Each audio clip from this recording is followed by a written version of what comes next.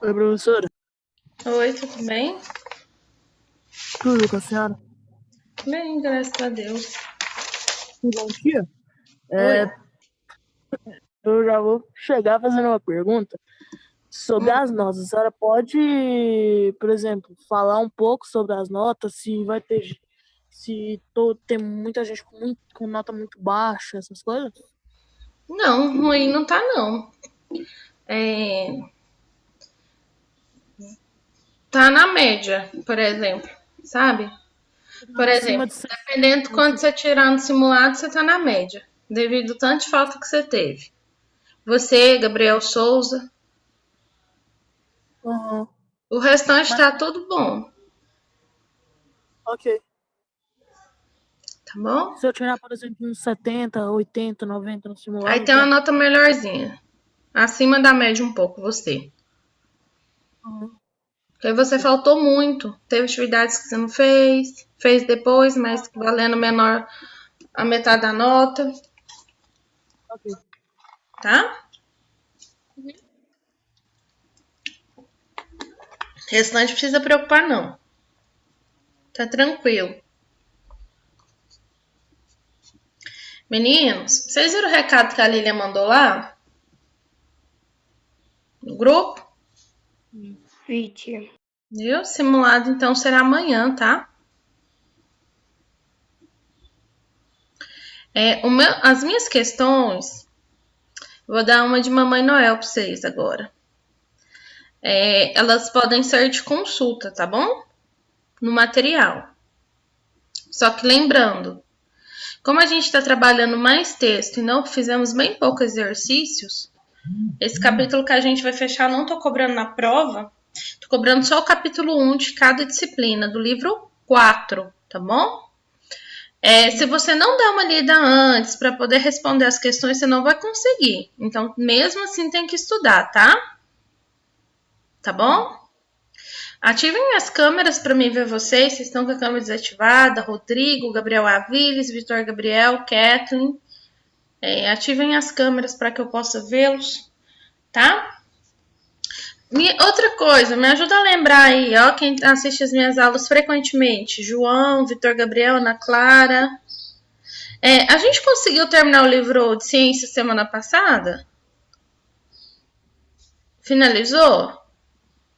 Que eu não anotei. Eu acho que Hã? Eu acho que sim, Pepe. Sim, porque eu não anotei aonde tem que continuar. Terminamos. Lembrei sim, só ficou faltando história.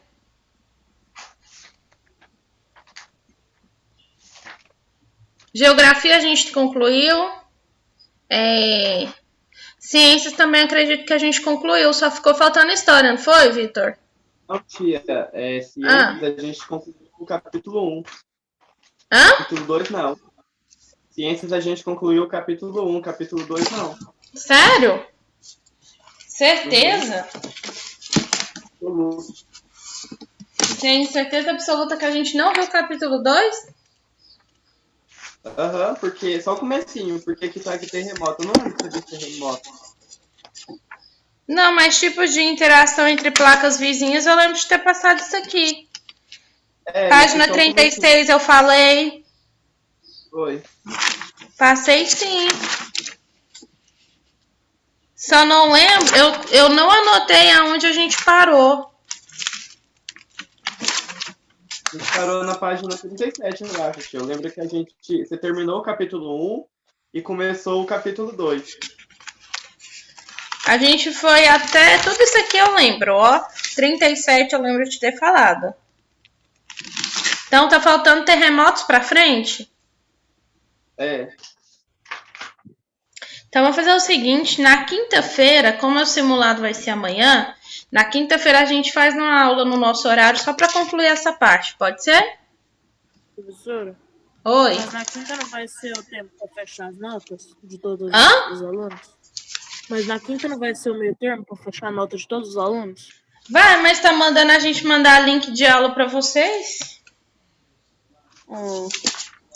Vamos fazer o seguinte, então. Para ciências, depois que vocês concluíram o seminário, façam um resumo para mim da página 41 para ficar como fechamento de nota, pode ser? Não precisa copiar, eu quero só resumo mesmo. Da página 41? Página 41. Oi? Um resumo para te mandar?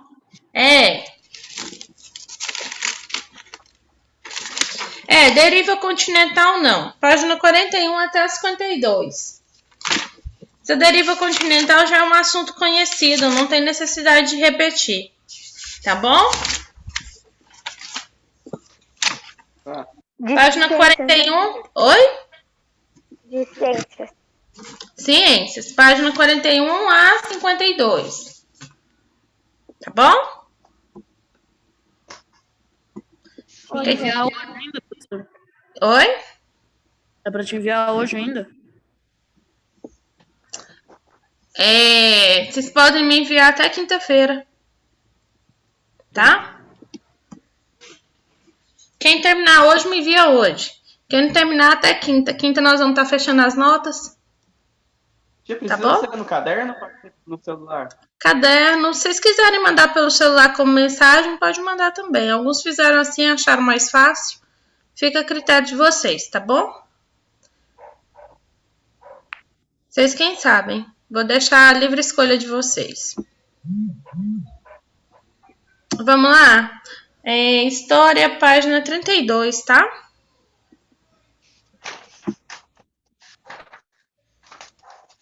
Mercado interno.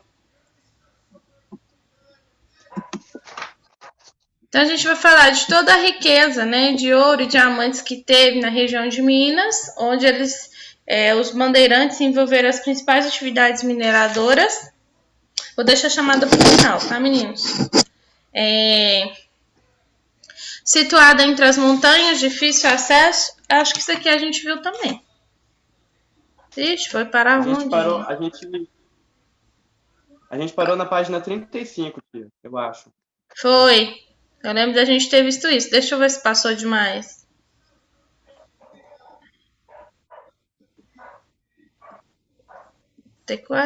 Guerra dos Emboabas, isso mesmo. Que a gente falou da exploração do ouro em Minas até o estado de Goiás. Então, a descoberta do ouro pelos bandeirantes paulistas, né, trouxe aí disputas com os chamados forasteiros de diversas regiões da colônia, principalmente da região norte e nordeste, né? Eles foram todos atraídos pela possibilidade de enriquecerem com o ouro. Aqui tem uma imagem, né, dos bandeirantes a caminho de Minas. Olha vocês verem. Então, os portugueses, que eram apelidados pelos bandeirantes de Emboabas, eles eram comandados na disputa por Manuel Muniz Viana. Depois de 2 anos de luta, eles acabaram derrotando militarmente os bandeirantes, que eram comandados por Manuel Borda Gato. Foi uma guerra vencida pelos Emboabas, que foi bastante importante para consolidar o domínio da coroa, tá, sobre as ricas regiões descobertas, que eram as minas de ouros. Então, os bandeirantes que foram derrotados acabaram transferindo suas atividades para o estado de Goiás e Mato Grosso, na época eram só regiões, que também descobriram aí novos auríferos. Percebendo essa importância econômica na região mineradora, a coroa também desembradou a capitania de Rio de Janeiro e criou a capitania de São Paulo e Minas de Ouro. E aí vem o Tratado de Methuen. No início do século XVIII, Portugal ele encontrou grandes dificuldades financeiras, como sempre, né? Portugal era um país mal administrado e teve a revelação da descoberta das ricas regiões mineradoras. Tudo isso suscitou, por parte da Inglaterra, que era credora da coroa portuguesa, a apresentação de um acordo econômico aí, bom, proposto pelo ministro William Methuen, em 1703. Esse tratado, como ficou conhecido, o Tratado de Methuen, pelo acordo, os vinhos produzidos em Portugal, elas estariam no mercado inglês com privilégios alfandegários. O que era interessante, em especial para o setor da nobreza portuguesa, que era donos de vastos vinhedos. Então, ou seja, como eles eram grandes de vastos vinhedos, não teria aí tanta perca. Em contrapartida, os tecidos ingleses eram considerados melhores da Europa, eles entrariam no mercado português também com os mesmos privilégios alfandegários. Apesar dessas crescentes exportações de vinho para o mercado inglês e em nenhum momento o valor dessas exportações era superado pelo valor da importação de tecido inglês, o que gradativamente colaborou para construir aí um déficit na balança comercial portuguesa, porque já que não era cobrado esse imposto. Além desse déficit, foi registrado na balança portuguesa o acordo em si responsável pelo fechamento das manufaturas têxteis, portuguesas, que não conseguiu concorrer com a presença dos tecidos ingleses e nem pelo preço e nem pela qualidade. Então, a Inglaterra se beneficiou não só com o controle do mercado português, mas também com a transferência do ouro brasileiro utilizado por Portugal para pagar as importações e as dívidas desse processo de restauração. Então, a acumulação das capitanias por meio do ouro brasileiro, ela contribuiu para desenvolver forças produtivas inglesas, que naquele momento vivenciou a emergência da Revolução Industrial, tá? Com a Revolução Industrial, a Inglaterra teve muitos gastos. Então, Portugal dever para ela no momento desse foi assim, uma mão na roda, como se diz o ditado. Com o apoio dos mercadores e dos tropeiros, os moradores de Vila Rica desencadeou um movimento contra a austeridade da coroa, e esse movimento desafiou a autoridade do governador da capitania de São Paulo e de Minas de Ouro, e o conde de Assumar, a casa do ouvidor mor e da capitania foi invadida, e diversos pontos da vila também mineira foram ocupados. Diante de tudo isso, o governador decidiu receber em audiência uma das lideranças da revolta, o tropeiro português Felipe dos Santos, comprometendo-se com os interesses dos mineradores. Mas aí, após a trégua que foi estabelecida entre eles, no dia 14 de julho, o governador traiu a negociação que foi realizada com Felipe Santos e reprimiu com extrema violência todos os revoltosos. E Felipe foi preso, esquartejado em praça pública, e todas as demais lideranças foram deportadas para Lisboa. Lembrando que todos esses chefes das capitanias, meninos, eram todos portugueses, tá? Em 12 de setembro de 1720, diante dessa gravidade política de revolta, a coroa portuguesa desmembrou a região mineradora do domínio paulista, oficializou a criação da capitania das Minas Gerais, com o objetivo de ampliar o controle do mercado na região. Aqui, tem uma imagem do julgamento de Felipe dos Santos e de Antônio Pereira.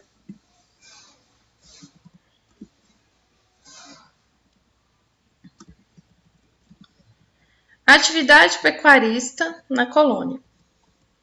Apesar de não ser uma atividade econômica destinada à exportação, teve essa atividade, foi estratégica para obter transporte, alimento, além do couro, força motriz também para o desenvolvimento dos trabalhos. Em razão disso, a prioridade pela coroa portuguesa era a lavoura canavieira, tá? Porque rendia muito dinheiro para Portugal até o momento.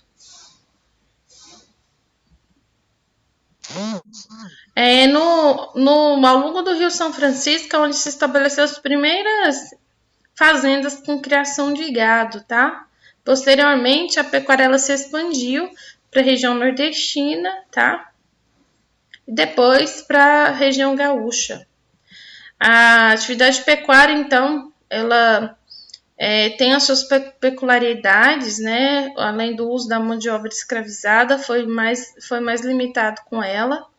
E aí foi necessária a utilização de mão de obra livre e assalariada, justamente exercida pelos índios ou pelos caboclos nesse tipo de trabalho. Aqui é o mapa que mostra os locais, os caminhos das tropas, tá?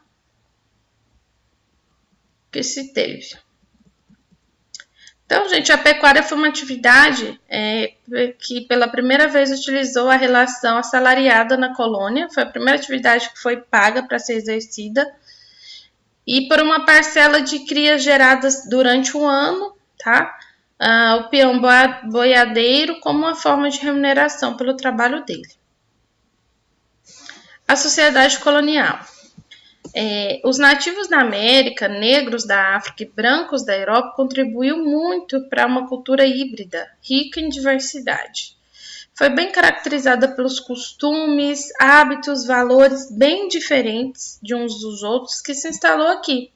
Então, a sociedade colonial ela se desenvolveu nessa mistura, né? Então, em torno de um latifúndio monocultor, depois por meio de uma extração de ouro, práticas econômicas que tinham em comum a exploração, mão de obra do negro africano escravizado.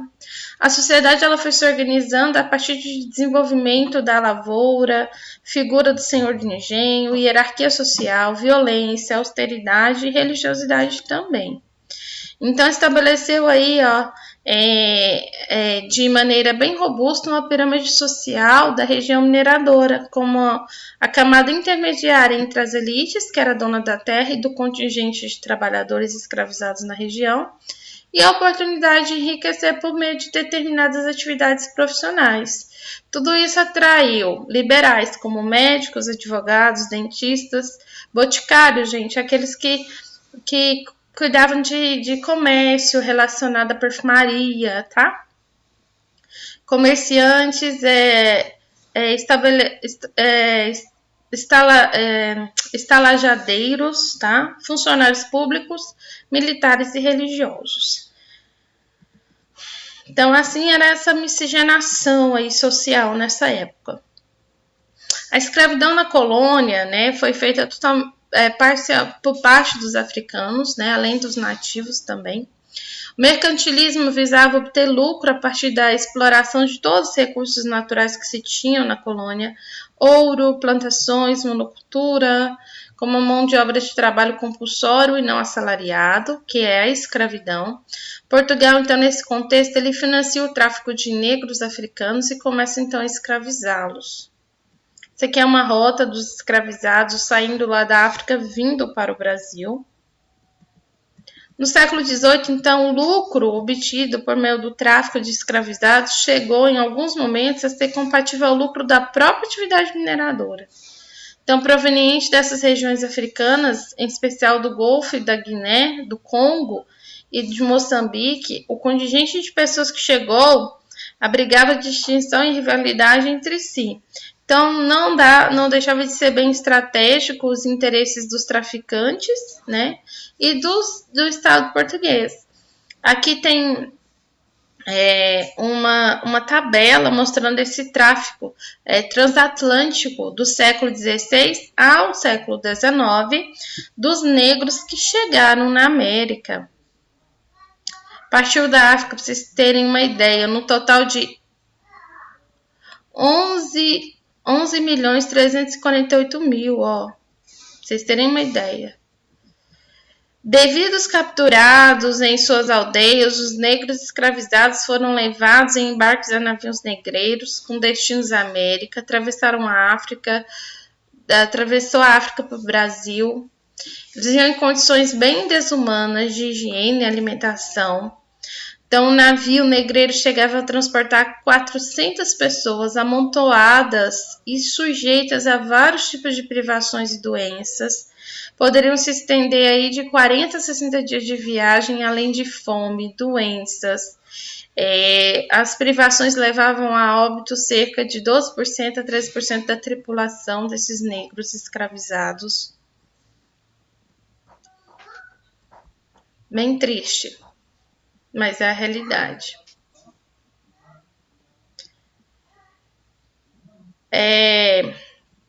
A religiosidade na colônia, a gente sabe que era imposta pela Igreja Católica, ela foi muito presente durante a colônia com os missionários jesuítas.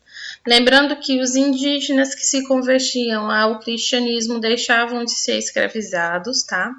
Então, durante essa formação de sociedade mineradora, foi criadas associações de devotos religiosos, que são chamadas as irmandades. Eram organizados por diferentes grupos étnicos e sociais.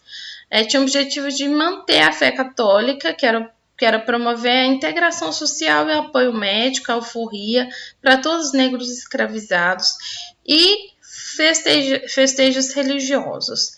Essas irmandades se destacam a Irmandade de Nossa Senhora do Carmo, que predominava o cidadão branco, os ricos proprietários. Nossa Senhora do Rosário constituía por escravizados e negros libertos. E Nossa Senhora de Mercês predominava os grupos mestiços. Então, apesar de o catolicismo ser a religião oficial da colônia, a religiosidade brasileira ela teve uma influência de rito, de crença de outros povos, como os indígenas e africanos. Se destaca aí, gente, o culto aos orixás, celebrados como forças divinizadoras da natureza, os negros oriumbás, o culto de antepassados trazidos pelos negros bantus. Brasil colônia foi influenciado por diversas crenças, como o sincretismo religioso, que é a fusão entre ritos e cultos de diferentes correntes religiosas, tá? O ritual e culto católico, os grupos indígenas e africanos incluíam elementos de suas crenças, né, dentro desses cultos, como forma de preservar seus próprios valores e sua própria identidade religiosa. A cultura colonial, ela era bem pluralista, étnica, tá? Contribuiu para construir uma cultura marcada de diversidade. Indígena, negros, brancos colaboraram para esses costumes e valores, além dos hábitos alimentares, festejos, patrimônio cultural que é patrimônio cultural da nação. Nesse período colonial, teve influência também dos portugueses, que surgiu os foguetos regionais, como as cavalhadas, o fandango, bumba meu boi, tudo isso é exemplo disso. Também são vistos até hoje. O barroco foi um herdado da Europa, mas no Brasil ele teve características próprias, que tornou o primeiro movimento artístico brasileiro. As manifestações dele podem ser vistas na pintura, na escultura e arquitetura de monumentos nas igrejas. A arte barroca, ela consagrou o escultor Antônio Francisco Lisboa, o Aleijadinho, e o pintor Manuel da Costa Ataíde, conhecido como Mestre Ataíde. Então aqui, gente, é uma escultura de pedra de sabão produzida por Aleijadinho em 1794 até 1084. Na Europa, o barroco foi marcado pelo exagero dos relevos, linhas, curvas, grande uso de dourado, exuberância, grandiosidade e algumas das principais características dele. Já o barroco mineiro, ele teve original em seus traços, principalmente pelas irmandades religiosas. Os arquitetos, pintores e escultores da arte barroca adornavam o interior do teto das igrejas barrocas, que eram construídas em devoção aos santos protetores dessas irmandades.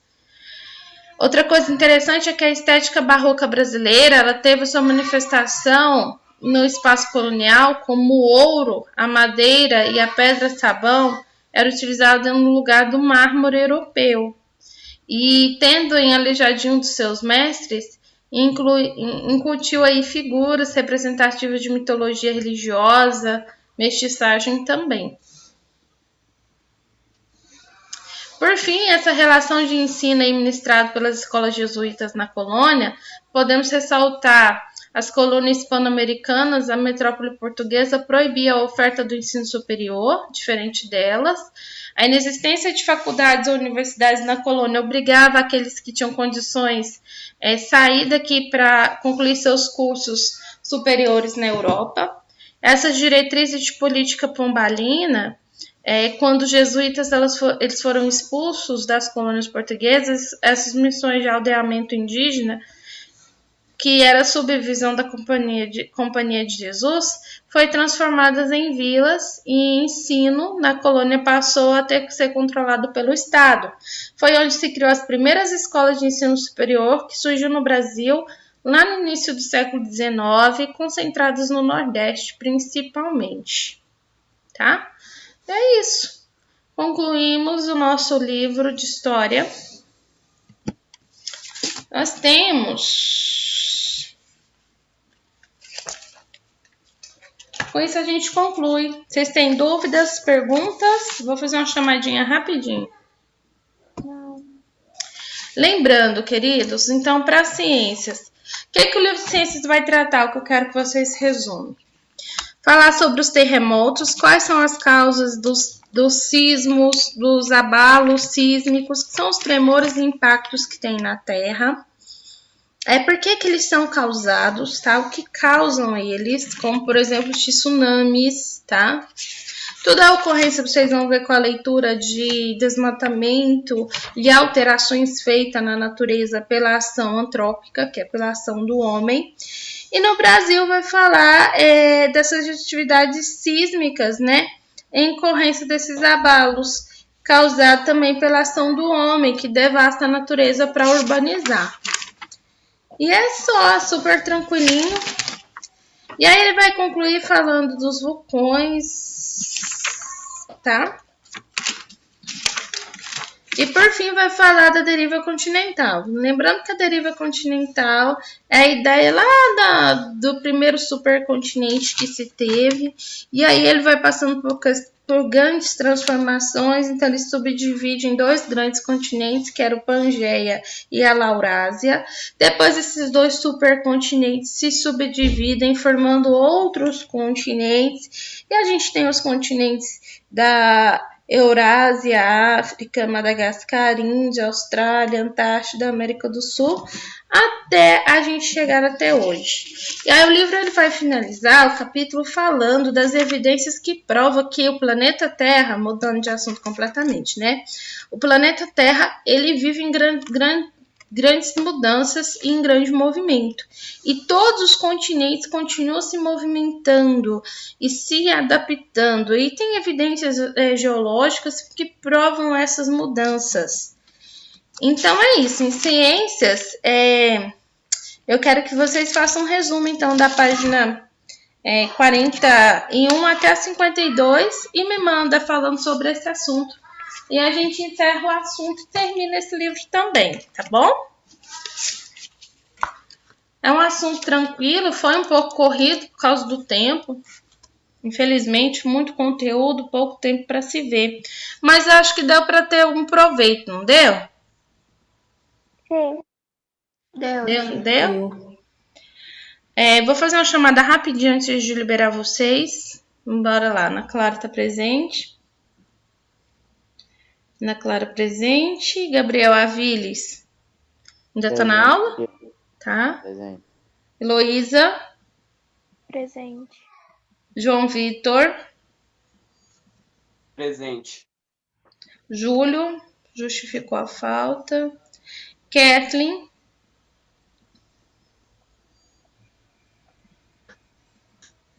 Presente. Agora, Rodrigo. Oi. Vitor Gabriel. Tá faltando Yasmin, né? Presente. Tá. Então é isso, meninos. Amanhã simulado. Vou mandar o link, como sempre a gente manda, mas não é necessário você entrar, acessar, tá? Mas por questão de se tiver algum problema, alguma dúvida, vocês podem estar entrando em contato com a gente até pelo WhatsApp, tá bom? Às 14 horas vai ser liberado. Aí vai ficar em aberto até às 17 horas. Tá bom? Mas na quinta-feira é obrigatório entrar? Não. Vou mandar por mandar mesmo, ainda não. Automaticamente, pra mim, todo mundo já estaria de férias. Não falo que eu disse isso, não. Não sou eu que mando na coordenação da escola. Tá bom. Tá? Aí você fala, tia Larissa falou isso. É só uma opinião pessoal, tá? Ai, meninos. Até engraçado, não é? Vai fazer o quê, né? A gente que decide, né? Ô tia, é MEC que dá ordem pra escola particular? MEC não, Subsecretaria da Educação. Ele deu ordem para que já pode voltar às aulas presenciais? Isso ainda é ponto em discussão. 2021 ainda tem muita coisa para fazer. Depende muito do que o governador decide. Entendeu? Se o governador falar que não, o prefeito falar que não tem como. É por isso. Então, uma pergunta: caso alguém fique de recuperação, vai ser presencial? Não sei, Catherine. É uma pergunta que a tia não consegue te responder no momento. Não sei. Bom, comigo ninguém vai ficar. Eu acho que vocês não ficam de recuperação com ninguém, não. Será? Nossa, que bom, Tia, de Nossa, verdade, eu se a senhora tá falando pelas suas matérias, que tá todo mundo ali na média pra passar, eu acho que ninguém vai ficar, porque a gente já fez outras contas com as outras matérias, que foi português, matemática e inglês. Nas minhas contas, que o professor forneceu as notas, as coisas, em matemática eu tenho que tirar 30 no simulado, em inglês eu tenho que tirar 20, em português, tirando mais de 60 também dá pra passar. Então tá de boa. Então tá bom, é só isso. Lembrando, igual eu disse pra vocês, estudem pro simulado, eu só quero o capítulo 1, não o capítulo 2. O simulado de vocês já tá praticamente pronto, tá? Só falta jogar as questões no formulário para ficar prontinho. Hoje eu faço isso. E terminar de receber as questões da professora Lilian, que ela ficou de enviar, esperar ela mandar pra gente terminar de concluir. Então amanhã ele tá aí aberto, fica até 5 horas da tarde. Daquele mesmo esqueminha, dúvida vocês perguntam, tá bom? Tá tranquilo. Como eu disse pra vocês podem até consultar nas minhas matérias, mas se você não estudar, você não consegue responder. Tem que estudar. Então, o conselho que eu te dou é estudar antes, tá? Então, fiquem com Deus. Tenham uma boa tarde, boa prova amanhã. Tchau pra vocês. Obrigado, sim. Beijos. Boa tarde pra senhora. Não. Tchau, tchau.